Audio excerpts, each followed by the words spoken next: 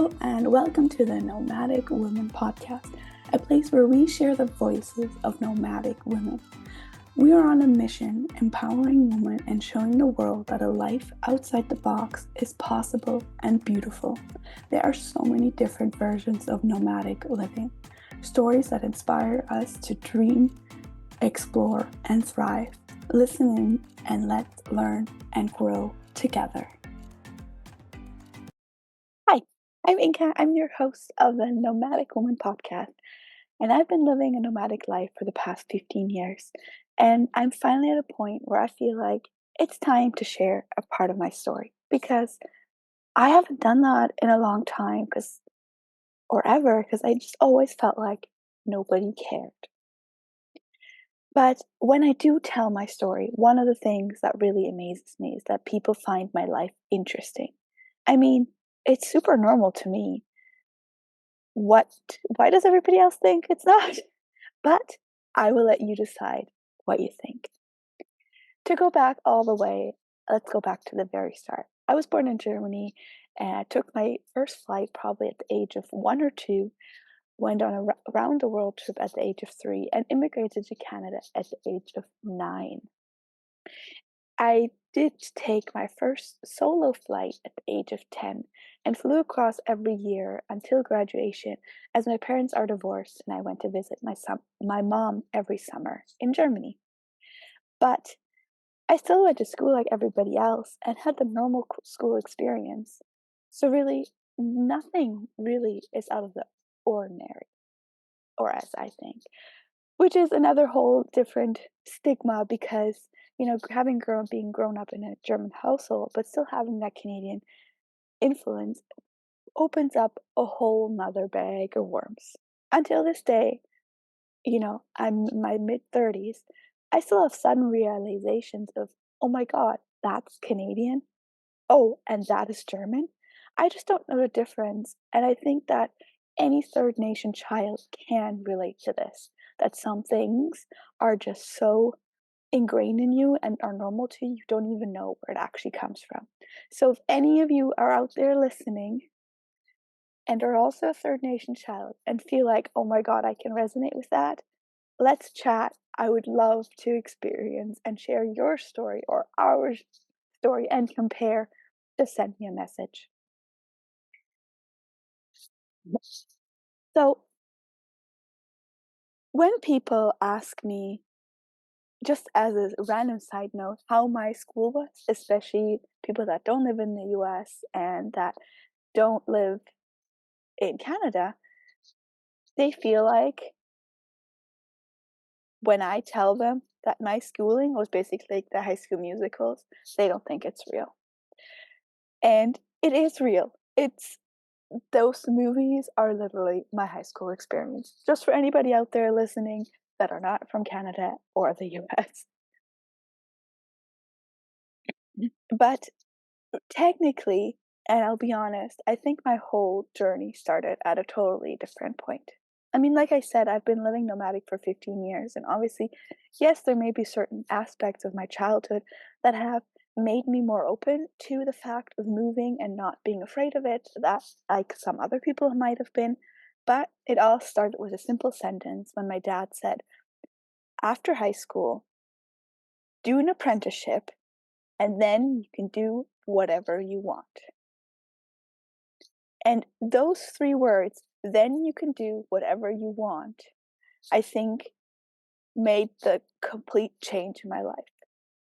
That sentence changed my life forever because I did exactly what he told me. I finished my apprenticeship and then I did whatever I wanted. I first moved back home after my apprenticeship to Canada. I'm saying home in quotes because at the time it felt like home. It was a semi-step out of my comfort zone because even though I was going to a space that I felt comfortable, I knew the culture, I knew what to expect, I knew where everything was. And I did move to the next more populated touristy city from where I grew up in. So it was technically, yes, we always went there on weekends and it wasn't anything new, but it was still new because I was there by myself. And I think it was the first time I actually experienced how touristy and how international this city actually was, because it was a space or a city, and still I think to this day is, where a lot of Australians, especially Australians, do a working holiday visa because one of their main goals is to see snow. And so, of course, having in this town, you're kind of new, you make friends, and you make friends with a lot of Australians. And I realized at this point, talking to them, even though they kind of settled in the town, they had seen more of Canada than I had in the whole time that I grew up there. And I was like, I need to change this. This needs to change. And because I was fascinated of visiting every province in Canada, as you know, there's 13 provinces in Canada. Maybe I'm wrong. I don't think I am. But, and I was determined to visit each and every single one of them. And I thought it would be cool because to do it as a train trip, because it felt like almost the very most natural way to see it. It's like, you know, when the settlers first in Canada, then they built the railroad to go west. And so I decided that I was going to do a train trip from the west to the east coast. And well, the first thing I had to do was to make some money.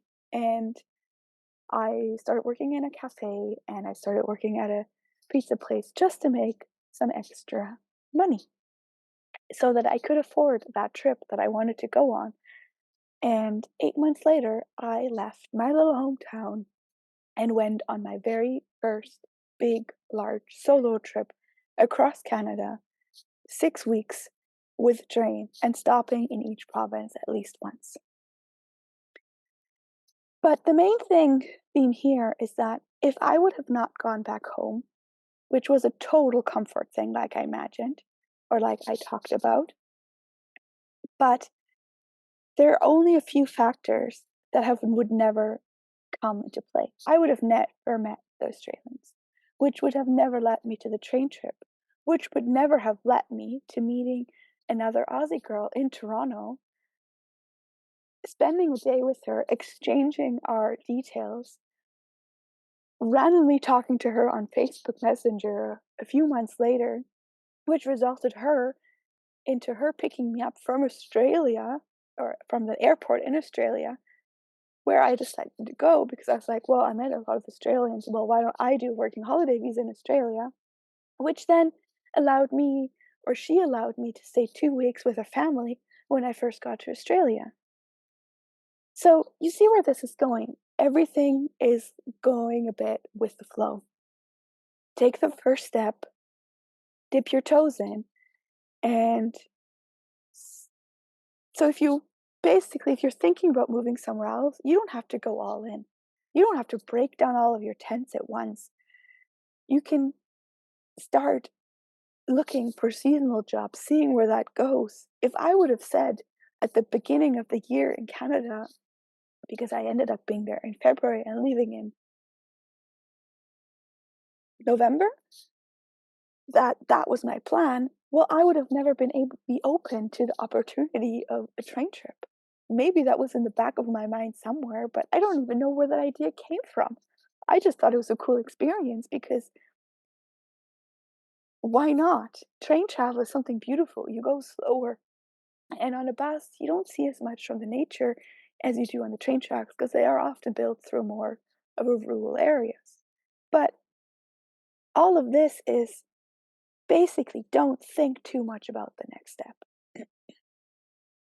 If I start to tell you all about my travel journeys, we would be here still a week. I'll be honest. There are so many stories, of course, over 15 years. And I'm sure over the time you will get to hear one or more of the other stories. But let me just grab a bit of water here.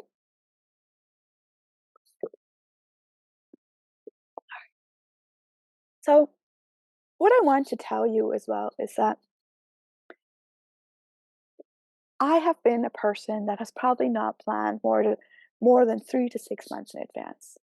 And this has allowed me for opportunities that have been given to me to be able to change my mind and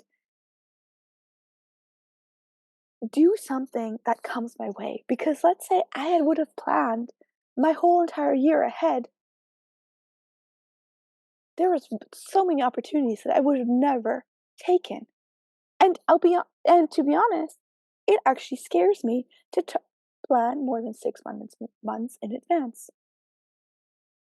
I might have an idea where I want to go and what I want to plan and how it is going, but let's say at some point over my travels, I was in South America and I was at a hostel and then I met some people and they're like, "Oh, we're going here. You should go there. We just came from there." And that town that I would have never had on my plan turned out to be one of the best experiences. And then you would meet them again and somehow or you meet people on your travels. You would meet people on a seasonal job and you end up enjoying your time and planning something together. You would have never had those experiences. Yes, I know it's very common to plan your holiday for the rest of the year. And that's great. If that works for you, that's perfect. But honestly, how do I know that that area or that country is still so much of interest into me if I book it a year in advance?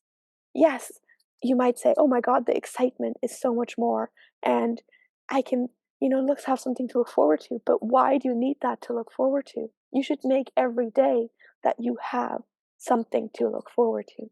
You should take those little chances that you are. Sure, you can save up for a trip. That's, I'm not saying, but I just feel like there's so many missed chances if you plan everything in advance. For what this is, of course, me saying with I was living my life in seasons, making money and traveling. I have, over the course of the 15 years, worked in 9 different countries. I've worked on a cruise ship and I've traveled to plus 70 countries. But working in seasons is exactly what makes me excited because I work for a time and then I can travel for a time. I don't, but even that working is in amazing places because I choose to move to places that are so much more alive. There's a lot of more touristy areas, and to be honest, yes, I've noticed I use the word honest a lot, but hey, that's just me talking. So if that bugs you, I'm sorry. I've just been noticing myself, and I just thought I'd randomly throw that in there. But when you live or work in touristy areas, people are generally more happy. And I think that makes me generally more happy. If I go back to where I grew up, or not where I grew up, let's say where my mom lives, I feel like it's a very normal German area and people are just not as happy. They're just so stuck in their ways and they just don't know how to get out. So, but with all of this saying, you may think, oh my God, wow.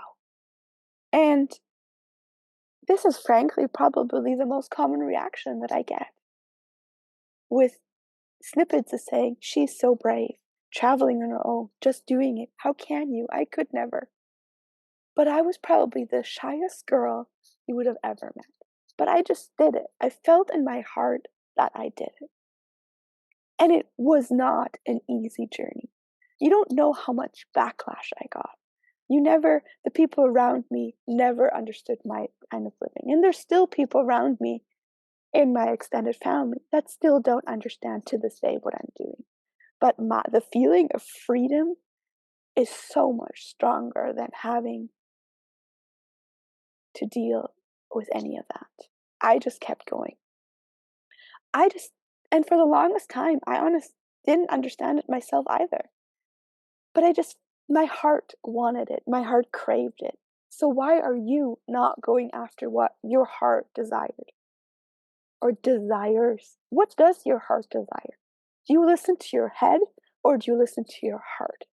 Because one advice I can give you is the opportunities and the decisions you make out of your heart are the ones you will never regret. Which brings me to one of my favorite questions that I love to ask people is, do you regret anything in your life? Now, if you are like most people, you would probably say, had said yes, and try to list me down. But at the first point, I would have stopped you and said no. Because I personally can say I don't regret a single thing in my life. Because if I would regret anything, I would not be the person that I am today. All those relationships that we might have had that might have turned bad, decisions we'd have made, you would not be at the point in your life where you are now. You would have taken a totally different turn. Imagine if I had, after my apprenticeship, never gone back to Canada. I would have never met those Australians. I would have never gone on that train trip and doing my work and holiday visa in Australia, and the whole travel thing would have just not happened.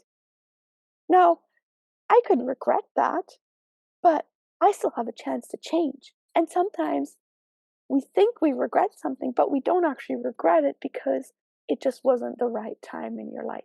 Some things just need time to marinate and come to the right time. We need to think about situations and influences, and maybe we weren't ready for it. Maybe we were not built for it yet. And that's okay. We all have our own timeline. Just because you feel like, oh my God, she's 30 and she's doing so much. Well, you know what? You can too. Or if you're 20, it doesn't matter what age you are. You can still do new things. You are not stuck. The only thing you need to do is pack up your bags. Or not even that.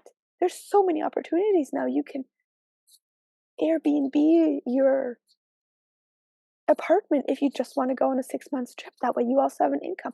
There's so many opportunities that you can just go, but you have to make that decision to understand yourself.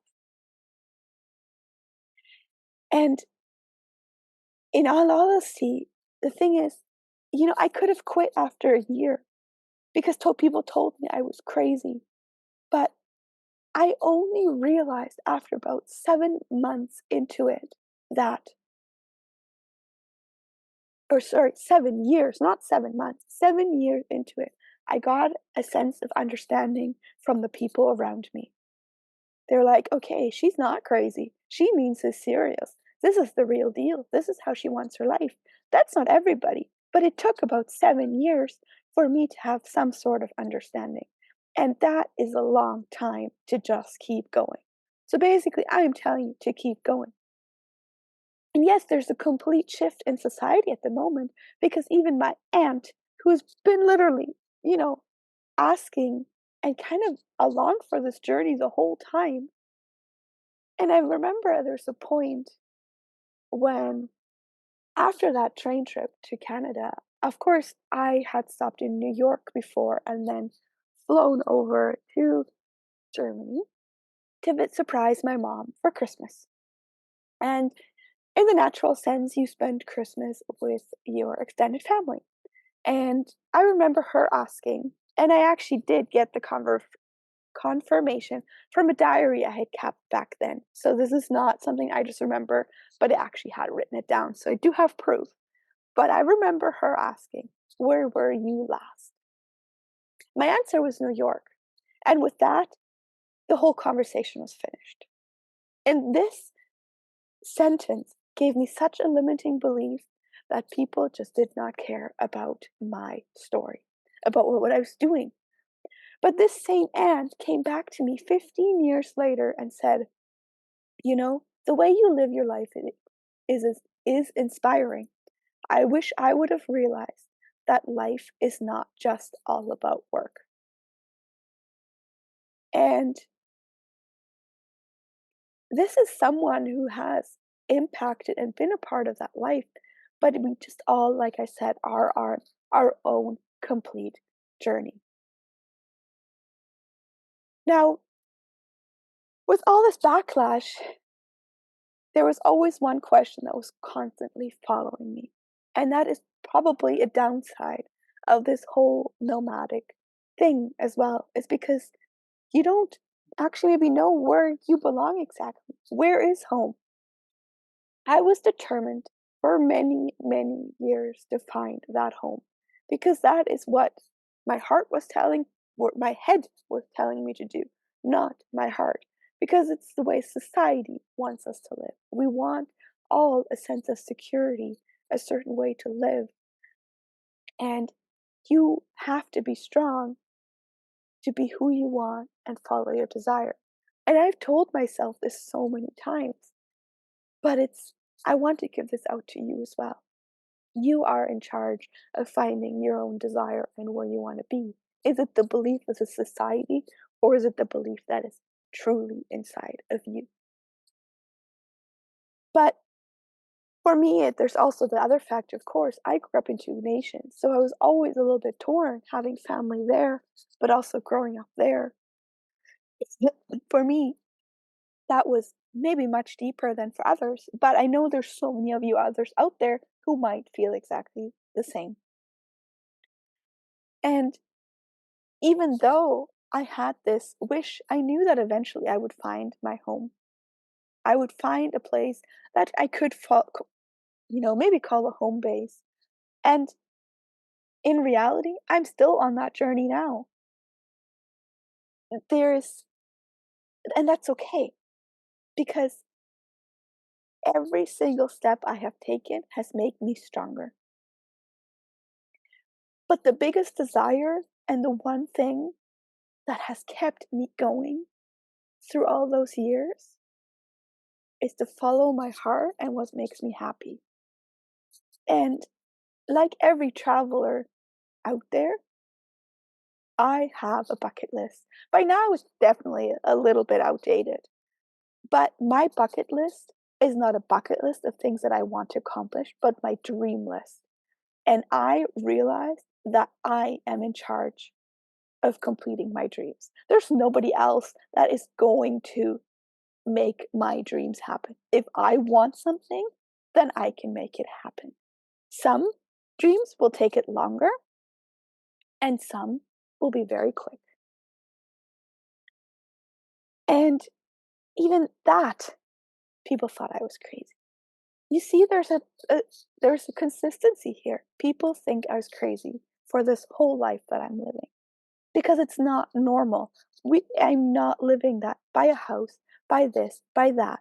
And even if you are, is it really you? Is it making you happy that you have all of that? Or you just not question what you are living? Let's pause for a moment in the heart of this episode because there's some exciting news to share.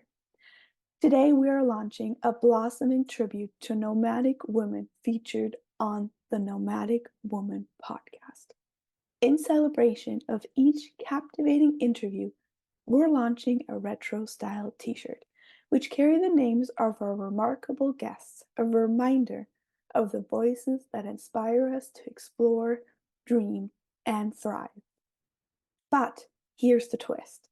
It's not just any t-shirt. We'll plug a memorable quote from each of the guest interviews and add a few favorites and transform it into a delightful flower pun. Add a splash of vintage charm with watercolor hand-painted flowers. This way, with each and every step you take, let the stories of adventure, wisdom, and wanderlust guide you. It is more than just a t-shirt. It is a wearable testament to the spirit of blossoming adventure and empowerment that defines the Nomadic Women Podcast. These t-shirts are exclusively available on the Nomadic Women Podcast shop, hosted by inkanotes, launching on May 9th. If you use the code BLOOM20, you will get 20% off of your order, and you will become a part of our blooming community. Now let's continue to the episode. Now on that bucket list, there were things like seeing penguins, bungee jumping in New Zealand, the birthplace of bungee jumping, by the way. But my ultimate number one bucket list item was visiting Machu Picchu. Now, this was a wish that I had spoken out when I was 7 years old. The little Inka had heard about the Incas, the tribe, and Machu Picchu. And she said, "One day I am going to visit my tribe." I have no idea where that came from, but I remember it so vividly. And when and I did visit Machu Picchu. I made that dream, that reality true 20 years later. It took 20 years for me to get there. And when I visited the Sacred Valley in Peru, it was magical. It was a feeling of freedom. I don't know what was it, but the energy, it was just truly a vibe. For me, that was the whole experience. And that is exactly the thing. You have to do what your heart desires. Go out there, make it happen in whatever capacity that is, but listen to yourself and not what others are telling you to do. But saying with that, that I completed my number one heart desire, I fell into a huge hole. I felt like I had lost my number one purpose to continue to drive me through. And I felt like I was on the search for something new. What was going to captivate me so much that I kept going? Now, I have this unrealistic dream. Well, not unrealistic because I know it's realistic and I know I will make it happen. But I want to travel the world without using a plane. And I will do that. But even that, even though that sounds like an amazing idea, it has never reached the capacity of the Machu Picchu. Looking back now, I realize that I have completed with that one of my big five for life. I had been to a place and a new chapter started at that point where I am growing into another person. And this is why and how the Nomadic Woman Podcast, is actually born. I had gone through even then to hear, I had a podcast with a few friends a while ago, and I needed to take all those journeys and memories and that confidence and build that confidence in myself to be able to start a new era, to start telling my story and sharing other stories and making our voices heard.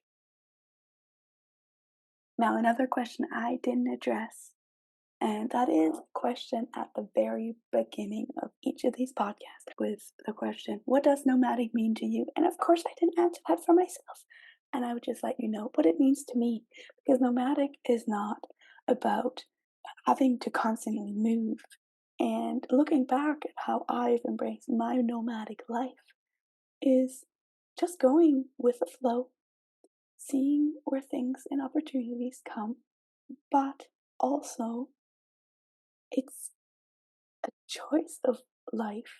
Basically, a moment when you have the freedom to quickly pick up or pack up your things.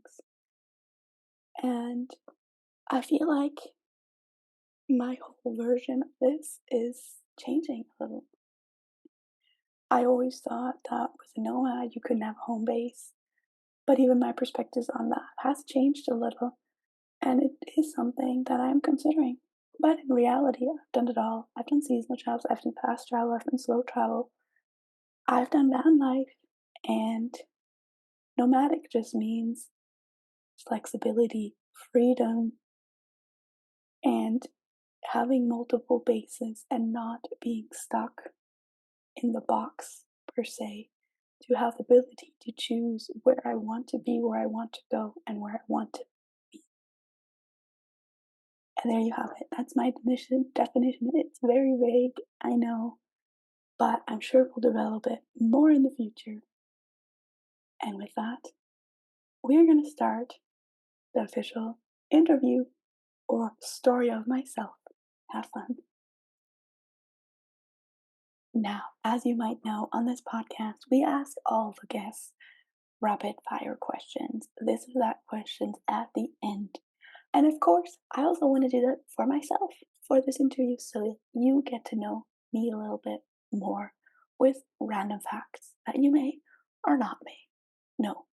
But in the excitement of it all, I forgot to record this in Greece, and this is why you will, if you are watching this on the video version, you will have a different background.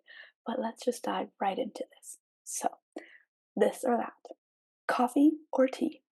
I am definitely a coffee person in the morning, but I do love my tea in the afternoon.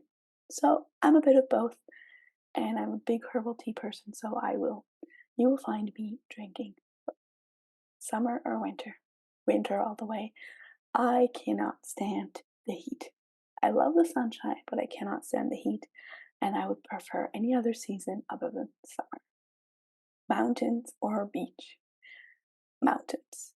While I love the beach and the ocean has a beautiful sound to it and it's relaxing, the mountains just give me a whole nother sense of beauty, and I feel like there's more to discover in the mountain areas and the beach, and nature makes me happy. Pizza or pasta? Pasta. I love a good pizza, but my go-to would probably be pasta, just because I feel like you can vary it so much and have different, even let's say the Asian cuisine has a lot of different pasta or noodles. So yeah, pasta. Sunsets or sunrise? I feel more sunsets. Sunsets. I love a good sunrise, but I'm honestly not up that early. So sunset I feel like is the perfect ending per se, or perfect moment of reflection for the day and just to embark and embrace the moment of what happened. And yeah, love sunsets, love the colors. Slow travel or fast paced travel? I believe I've always been a slow paced traveler just because I worked a lot of seasonal jobs, and fast paced just makes me anxious, I guess. So slow travel. Traveling by plane or road trip?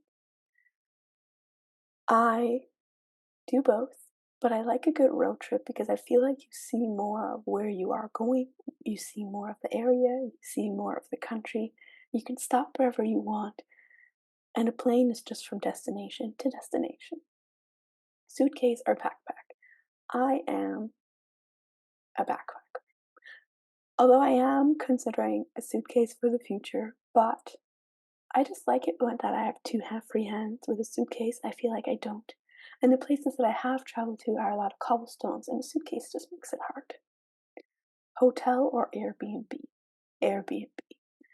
I just like the comfort of home per se, and just make the area myself. And I feel like Airbnbs, bees, or apartments are often more in areas where locals are.